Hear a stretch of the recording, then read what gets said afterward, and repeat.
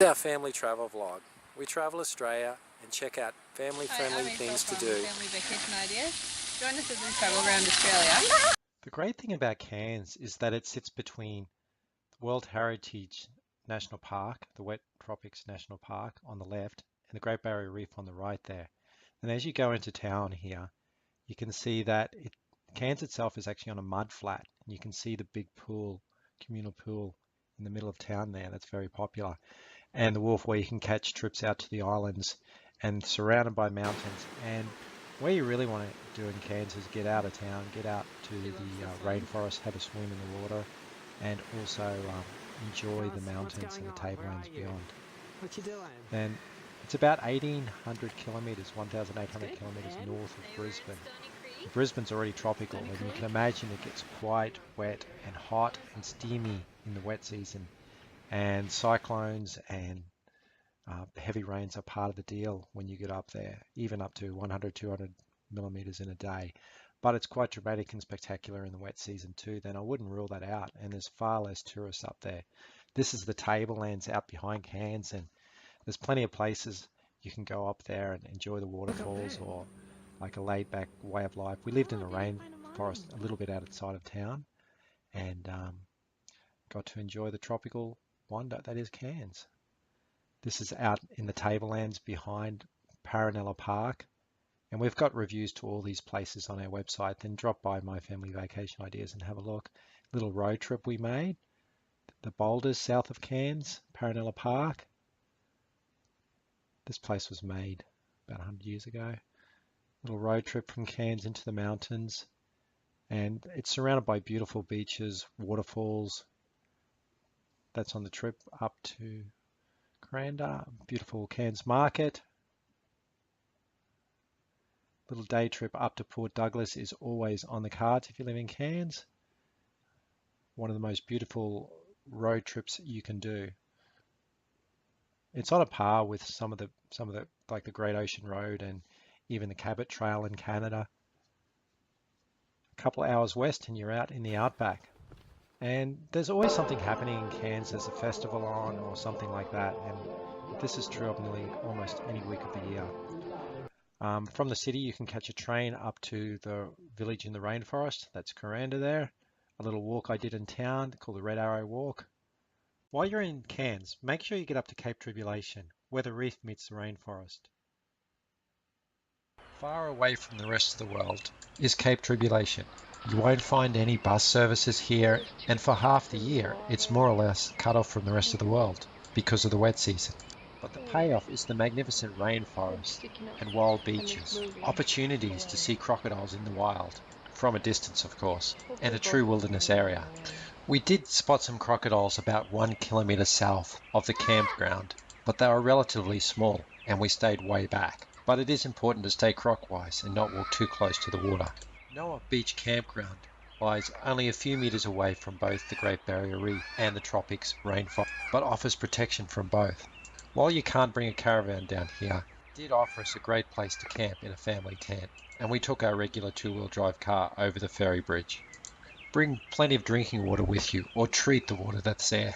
You can book online or at the service kiosk. Basically, after you go over the ferry, travel north for about 25 kilometers and you'll find it. The campground is only open for part of the year and is popular, then book early. But the Daintree is an amazing spot. Beautiful long sandy beaches, headlands, huge ranges rise out from the coast, covered in deep, thick rainforest. There's about 17,000 hectares of dense rainforest in the Cape Tribulation section. Where else in the world can you get to experience two World Heritage natural attributes side by side? And in Australia, this is known as the place where the reef meets the rainforest. And you can actually see the Great Barrier Reef from the shorelines in places, instead of having to travel miles out by boat. Other parts of the year, you can take a kayak tour and see whales swimming off the beach and cruise along with them. The park also has a number of very rare plants, and most of the world's primitive plant species are found here. Alexandra Lookout, about 5 kilometers north of the ferry, provides excellent views of the whole area, and there are plenty of tours to do, guided walks. You can visit a fruit farm or simply explore the miles and miles of beautiful beaches. Obviously you'll want to visit in the dry season from May to September before the wet rains come and drench the place with over 6 meters of rain, and high humidity makes it almost impossible to do anything. Visit My Family Vacation Ideas for more great ideas, and hit the subscribe button below to keep up with all our great ideas. 45 minutes away from Cairns is amazing Fitzroy Island. Boats leave from the Reef Fleet Terminal and go every day. Then it's amazing to think you can live in Cairns and within 40 minutes you're on a pristine island on the inner Great Barrier Reef, and it really is a really nice island.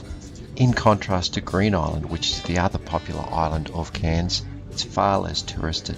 A lot of the island is gazetted as a national park. Then you really do get it all here. There's pristine rainforests, mangroves, beautiful white sandy beaches, and best of all, the snorkeling right off the beach is pretty amazing. The waters are calm, which is great for kids. You'll likely find it hard to fit everything in, especially if you opt for things like the glass bottom boat tour as well, and the paddle ski like I did. Well, tried anyway. There are miles and miles of really beautiful walking trails through rainforests to secluded beaches, walks up hills to see stunning views, and lots of untouched landscapes. If you don't get snorkeling gear or use of the trampoline with your package, you can hire them at the beach house. When snorkeling, it's always recommended that you wear a wetsuit because of the risk of marine stingers. Marine stingers are especially active when the wind is from the northeast and in summer when the waters are warmer, especially when the waters are over 28 degrees. But these stingers are always a risk. Then always make sure you're wearing the wetsuit with gloves. You can see footage of the snorkeling on our website. But on a good day you really will see thousands of fish, different colours, all different types of coral, some as big as houses, and all only a stone's throw from the beach. On one occasion my wife and I snorkeled around to a nearby beach. Not that we're strong swimmers, but it took us an hour and a half, driven on by the beauty of the seascape. Spotting all sorts of reef sharks, barracuda, brightly coloured clam, and listening to the fish chomping on the coral. It really was a magical day in crystal clear waters. There are lots of packages available also to help you enjoy a trip to Fitzroy Island, some with sea kayaking and lots of other tour inclusions and combinations. You can also stay at the resort, which has about 100 rooms.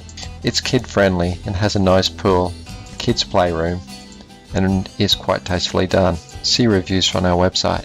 Fitzroy was once connected to Cairns, but then about 10,000 years ago, the valley between Fitzroy Island and Cairns was flooded. This is now a World Heritage Site and covers more than 339 hectares.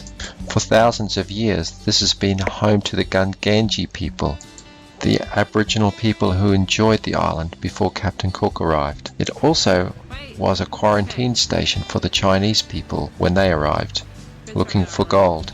It was used as a pearling base and an artillery gun base during the war.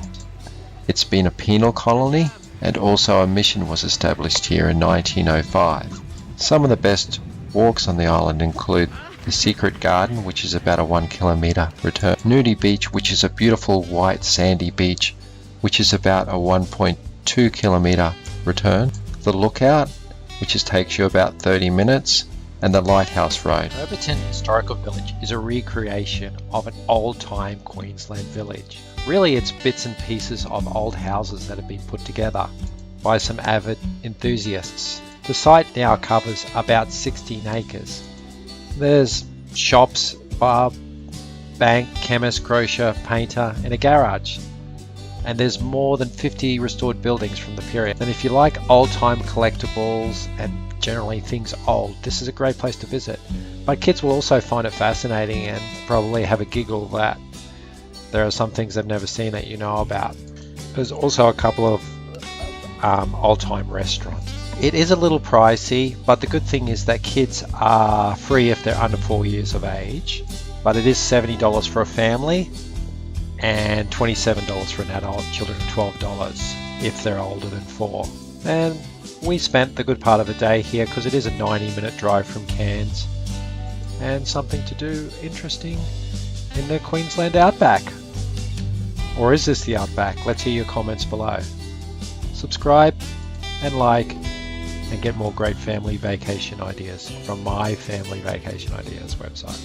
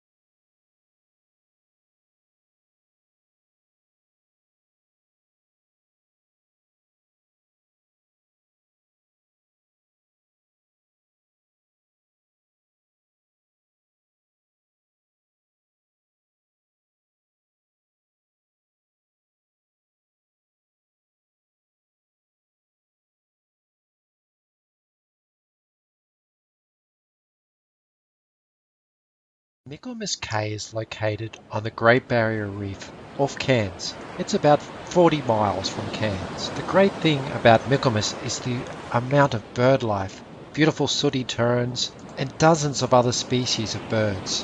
You can also explore the reef with giant clams and lots of other beautiful coral sea life. And that makes it about 17 kilometers north of Green Island. And because of the amount of birds on the island, it was once used as a guano mining area, but also was used for cucumber pickers.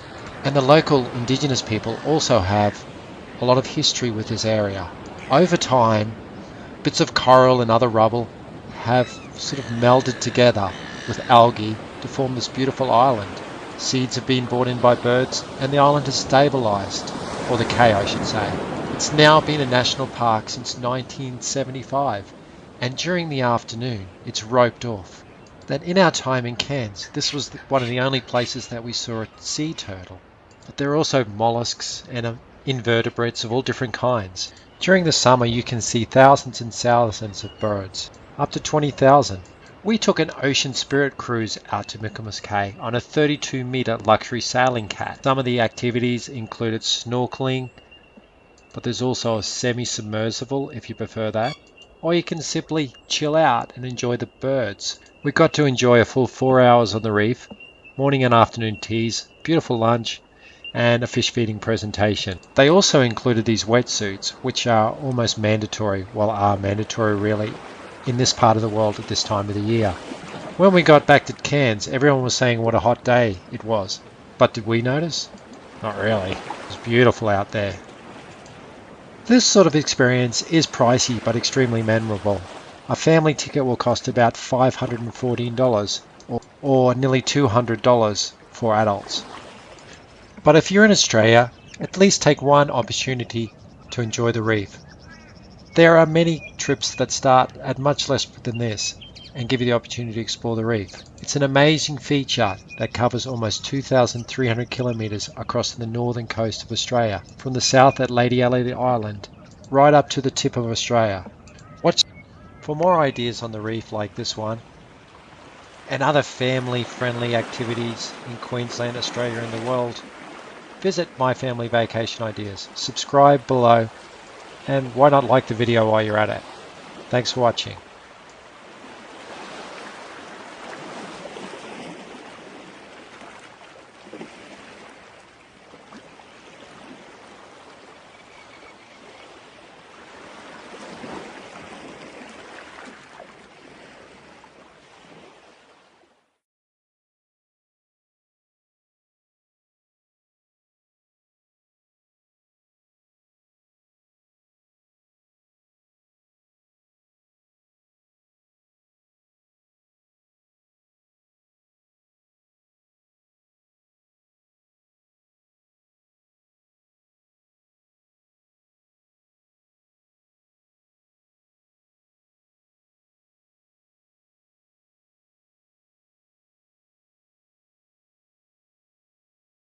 This is our little review of the Butterfly Sanctuary in Kuranda.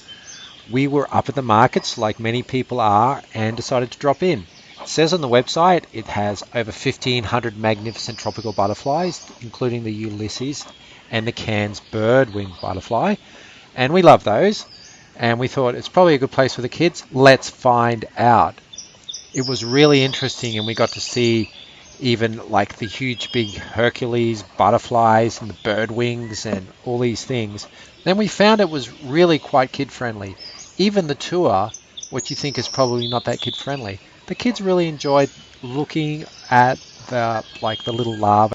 Now included in every package is a tour through the butterfly sanctuary where all the caterpillars are breeding, and you can see them in their various stages before they go out and become fully fledged butterflies. We actually really enjoyed this part. We got to see some big bugs and it was interesting and fascinating. We got to ask questions and the kids were asking a lot of questions as well. The sanctuary is open most days from 9:45 a.m. until 4 p.m. except for Christmas Day, Anzac Days. If you're driving, simply head straight up the range through Smithfield there. The cost is about $20 for adults and about $10 for kids at the time of riding, but you can probably pick up the package with other tours. Then yes, I would recommend this tour, especially seeing if you're taking the train up to Cranda, you're looking around the markets, doing a few things. It does get a little bit boring if you have to wait for the train for hours and hours.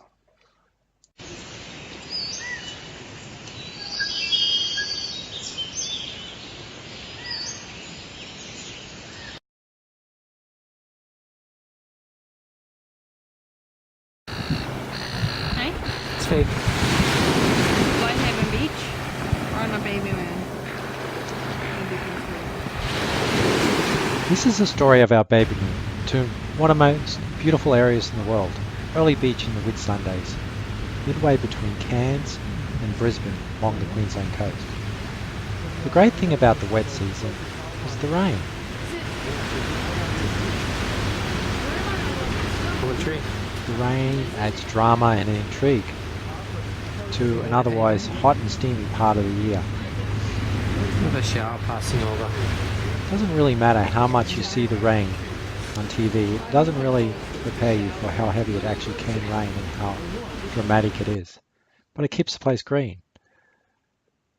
The Whitsundays is one of the most beautiful areas of the world, and you're well aware of this once you get there.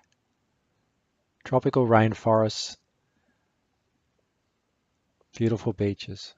This is our trip from Cairns to Early Beach, stopping off at Bowen on the way. It was a bit of a hike, and we knew in the wet season we were a chance of getting stranded. But once we got there to Early Beach, it was well worth the effort.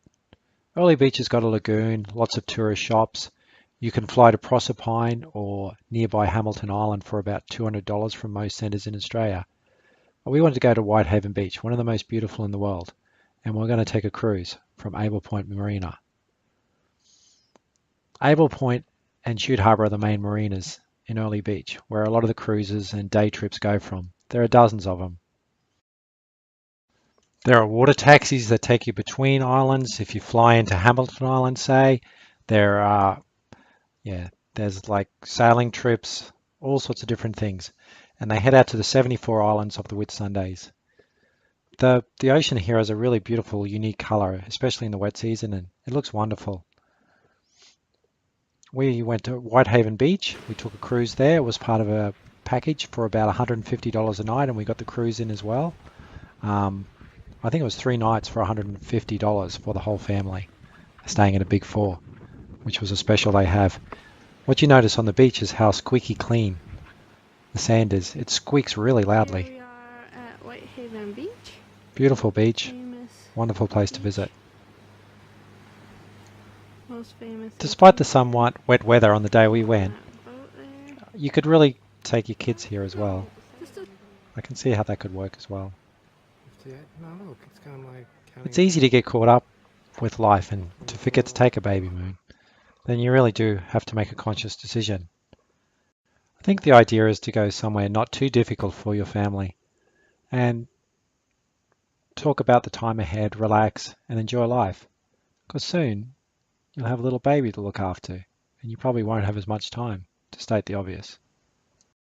Baby moon is a good time to sit back and consider life with a baby ahead.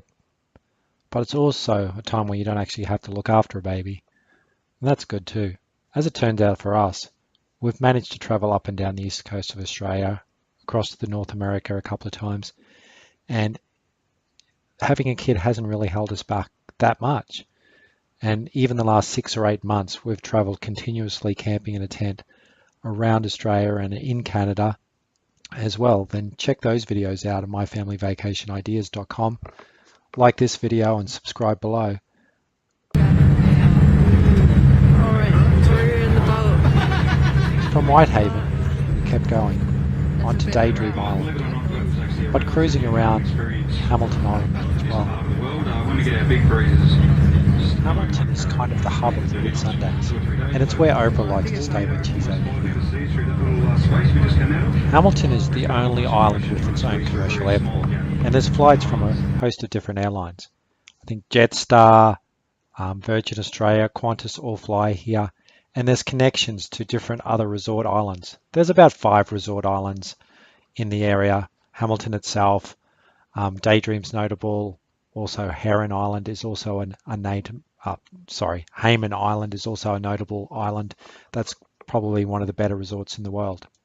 And there's regular ferries and shuttle services available from Early Beach and Shute Harbour to a lot of these destinations that are reasonably affordable. Then you can go and make day trips of these places as well. We made our trip in February and we did get drenched a few times, but you don't have to come this time of year. In the Australian winter, it's really quite nice weather and you won't get cold. And swimming is quite possible as well, with the stingers sort of retreating a little bit during the winter months. Yeah, that's right. Dangerous marine stingers can sting you, especially in the summer months in this part of the world. And it's not uncommon for people to get ferried to the mainland and go on life support for a few days until they recover. As the waters in North Queensland above Bundaberg get warmer and warmer, this is becoming a bigger and bigger problem for Queenslanders and the tourism industry. They don't like to tell you about it. Daydream Island is the closest of the 74 islands to the mainland, and you can see it from the shore. But it's also really, really popular with day trippers. Then it's probably not the place you want to go for a bit of seclusion. But it is a good place to go with kids because there's lots of things like mini golf and snorkeling and kayaking. There's a full beach club, beach shack with lots of kids activities and water sports activities that you find in most resorts. Visit the little mermaids on the shore, get your photograph taken. We sure did. Coral beaches, spot the toothbrush. There's a little bit unfortunate looking marine display. There are lots of marine animals in it, and I guess they're kept well and they have proper keepers. They look reasonably happy, I guess. I don't really see the point of having all these animals in captivity.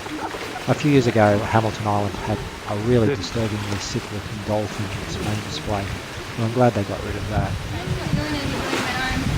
Kids might appreciate this, and it's nice to see them up close like this and learn about them in interactive talks. And the facility also facilitates you handling a baby shark, patting a stingray, feeding a barramundi. It's a big outdoor aquarium and marine biologists guide you around it. There's also a great big huge resort and a few restaurants looking over the pool. These little birds are everywhere in North Queensland. Round of mini golf.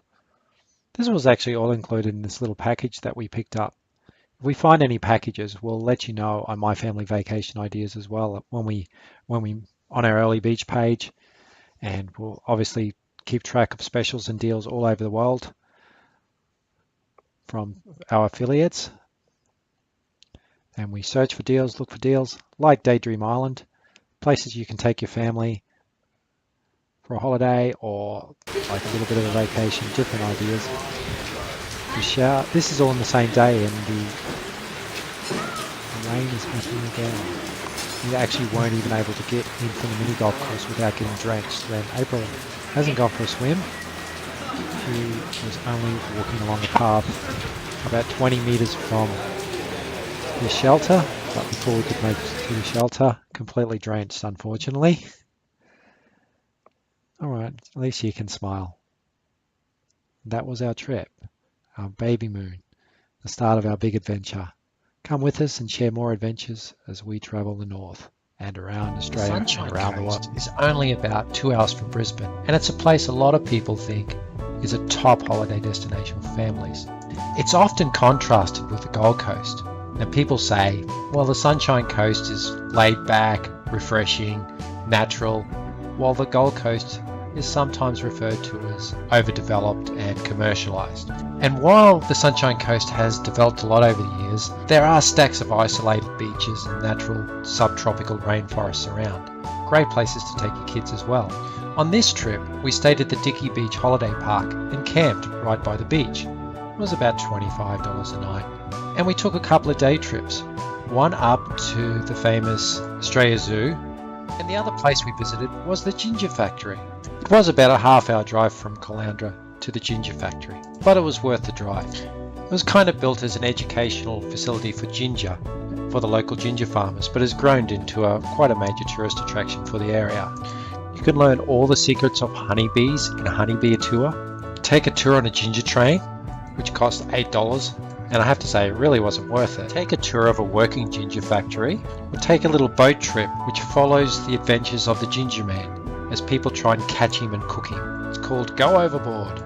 That's about $12 per person, and perhaps more worth the money, although we're a little burnt by the train ride and didn't bother. Perhaps some of the multi-tickets offer better value. However, the good thing about the ginger factory is you don't have to spend any money at all. You can go there and simply enjoy all the old-time shops, the beautiful gardens and surrounds, and walk around at your leisure. There's really enough to spend a few hours there without too much trouble. The other place we went to was Australia Zoo. Obviously there's a little bit of hype surrounding this place, and it lived up to some of the expectations, but not others. The floor show was one of the best and showy you'll see anywhere. The zoo is not nearly on the scale you'd expect of such a well-known zoo, but there are enough animals to make for a good day in a well-designed exhibit and new features. Bindy's Island was an island made, complete with a huge treehouse for spotting lemurs. And you really don't want to miss the main show, which really is the centerpiece to any trip. In true TV style, there's a lot of showmanship. 100% is obviously local stuff. It's easy to think of them more as entertainers than zookeepers. Around the park you'll also see a lot of Steve Irwin memorabilia, and a segment of the show is dedicated to his... Hi, this is Ricky from My Family Vacation Ideas. As you know, we've been travelling around Australia, and we thought we'd take you back to our home city of Brisbane and show you a few of our favourite attractions that are family friendly. Lots of them are free, because you know us.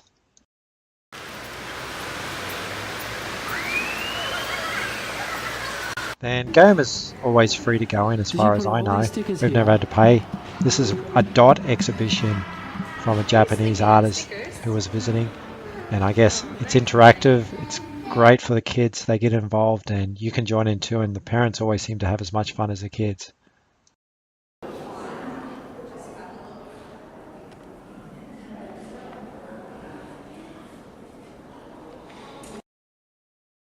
But the idea remains the same, and it's QA Gomer. It's a children's art centre, and they work with artists all around the world, and they work with... We've now been there a few times and we've never been disappointed, and we always make a day of it as well. Then we go from Gomer, we go to the library next door, and we go to the Queensland Museum as well in the same day.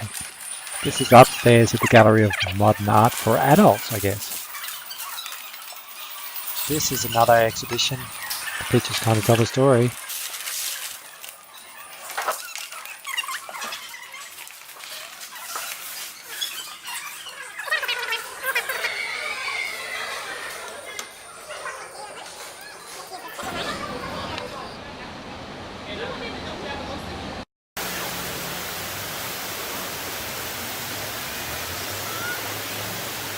Downtown Brisbane doesn't actually seem that big, and the Gallery of Modern Art and Gomer and all these places are accessible by catching one of the little river ferries across the river, or you can take a train across from Central Station or Brunswick Street Station in the city, or take a bus. Roma Street Parkland is tucked in behind Roma Street train station, which is a quick walk from the mall as well. Then on some occasions we've walked across Queensland State Library, which really has a really nice little well-made nook for kids. They'll love that. Brisbane has a pretty good atmosphere. There's always something happening. But if you want to do what the locals do, you probably want to head out of town and go to the beach. The Gold Coast is about 2 hours to the south, and the Sunshine Coast about 2 hours the other direction. Then this is a beach. Then I had to decide whether I'd put a trip to the beach on my things to do in Brisbane, and really it is one of the free things to do in Brisbane, is to jump in your car and drive down to the Gold Coast, which will take a little over an hour, or up to the Sunshine Coast, which is more like 2 hours. But the beaches are part of the lifestyle of Brisbane. If you're there during the week, you won't have to fight the traffic on Friday afternoons and coming back on Sunday. And you can hang out. Here we are hanging out at Burleigh Beach, which is like towards the southern end of the Gold Coast. And obviously it's nice to get away. back at South Bank, catching the ferry back to South Bank. There's the wheel. Here we go on our way over to Eagle Street, seeing the city. You can stop off different places and have a look around. You can stop off at different gardens, at the Botanic Gardens. And that's our Brisbane. We've got a whole lot more ideas on My Family Vacation Ideas